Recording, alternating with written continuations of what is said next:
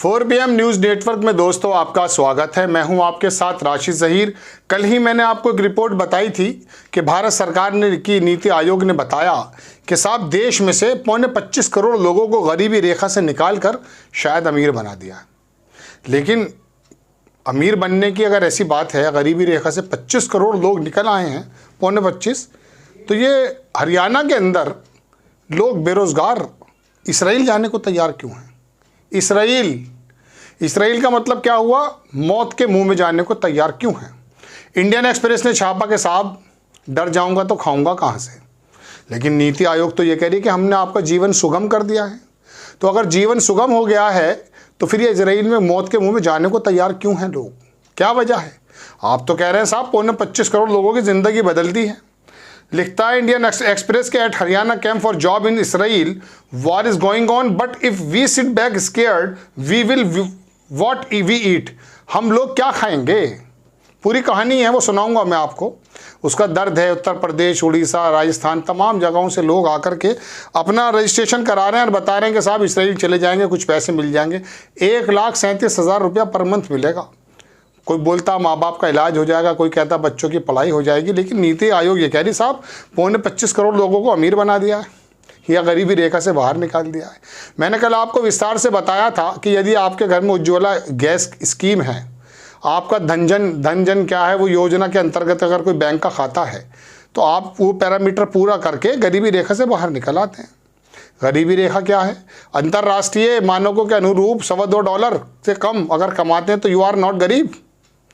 लेकिन चलिए खैर, भारत की स्थिति दूसरी है। कंधे थपथपाते रहिए। आगे अखबार लिखता है कि wearing black cap and printed sweater, Kali cap और प्रिंटेड स्वेटर पहनकर जगदीश प्रसाद की 42 साल की उम्र है और खड़ा है वो MD यूनिवर्सिटी के लॉन में और कहता ये है, हाथों को जरा सर्दी से यूं करते हुए कि साहब अच्छा गया। क्या गया अच्छा?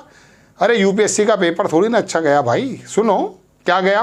Interview we got over minutes ago, थोड़ी देर पहले हुआ। They told me to show them how to plaster a part of the wall. दीवार पर प्लास्टर के बारे में बताया कि जरा करके दिखाओ। उन्होंने करके दिखा दिया। अब जा रहा है इसराइल। जब जाएगा इसराइल तो अपने परिवार को किस प्रकार से देखेगा। यहाँ पर वो चीज़ें क्यों नहीं मिल पा रही, मैं आपको बताता हूँ। ये नीति आयोग जो बता रहा है ना 25 करोड़ लोग निकल आए हैं। किसी ज़माने में 2016 से पहले बेरोज़गारी के आंकड़े भी इसके साथ आया करते थे। आज वो बेरोज़गारी के आंकड़े नहीं बताता नीति आयोग आपको कि कितने बेरोज़गार हो गए, बेरोज़गार दर क्या है। इसके साथ बताइए आप, पता चले कि देश के अंदर 81 करोड़ लोग जब लाइन में लग गए तो फिर हालात क्यों बदलने को तैयार क्यों नहीं है।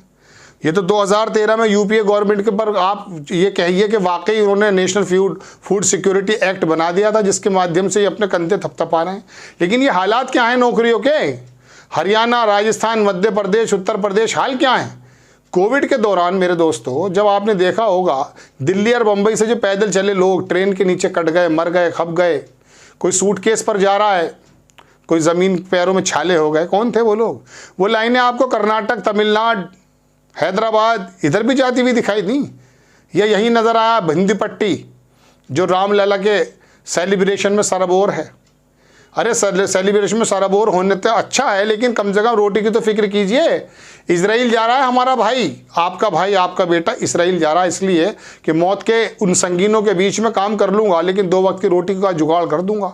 बच्चे पढ़ जाएंगे। आप कह रहे हैं शिक्षा बड़ी शानदार कर दी हमने, मानक भी पूरे करके दिखा दिया आपने। पोषक तत्व नहीं मिल पा रहे हैं यहाँ भारत में और नीति आयोग कह रहा कि साहब हमने कमाल करके रख दिया। देखिए 25। अरे अजीम प्रेमजी यूनिवर्सिटी का डाटा उठाइए ना पुराना, जब मनमोहन सिंह की सरकार के अंदर जो हालात बदले थे, जब तो संसाधन भी नहीं थे उज्ज्वला स्कीम के, और ना ये तुम्हारा अकाउंट खोलने वाला मामला था।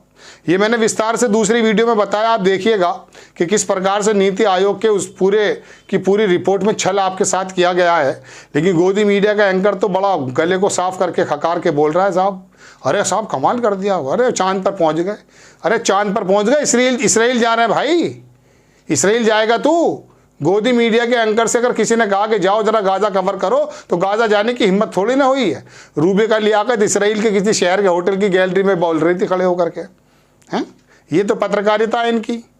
पत्रकारिता तो वो कर रहे हैं ना, गाजा के अंदर के 115 105 जर्नलिस्ट मारे गए, बेटा मारा गया, भाई मारा गया, माँ मारी गई, बेटी मारी गई, फिर भी वो जाके अल जजीरा के लिए कर रहा है। ये होती है पत्रकारिता। और सही चीज़ बता रहे हैं वो लोग, और आप क्या कर रहे हैं? चाटुकारिता, कीर्तन, ये तो कर रहे हैं। अयोध्या के हलवाई की दुकान में जाके मंदिरों का नाप ले रहा है। तेरी इसलिए की था मास कम्युनिकेशन, इसलिए किया था तूने भाई।